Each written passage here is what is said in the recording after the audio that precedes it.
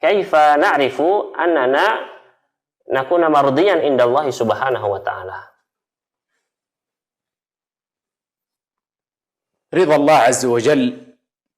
منزلة عالية عظيمة جدا،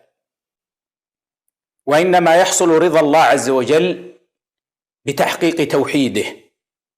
وحسن اتباعه لرسول الله صلى الله عليه وسلم والاجتهاد في طاعته، بحيث يكون الإنسان سائرا على طريق المرضيين الذين رضي الله عنهم. والمرضيون الذين رضي الله عنهم رأسهم الأنبياء عليهم السلام، ثم أصحاب رسول الله صلى الله عليه وسلم، وطريقهم هو الذي قلناه: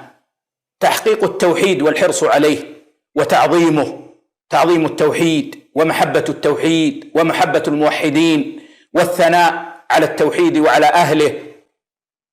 وتحقيق الاتباع لرسول الله صلى الله عليه وسلم والمحبة الصادقة لرسول الله صلى الله عليه وسلم ولسنة رسول الله صلى الله عليه وسلم ولمن يسيرون على سنة النبي صلى الله عليه وسلم، والحرص على العمل الصالح والطاعات وعلى البعد عن المعاصي والمحرمات. فإذا فعل العبد هذا فإنه يكون ممن سار في طريق الرضا، ومن سار مخلصا يصل إن شاء الله عز وجل.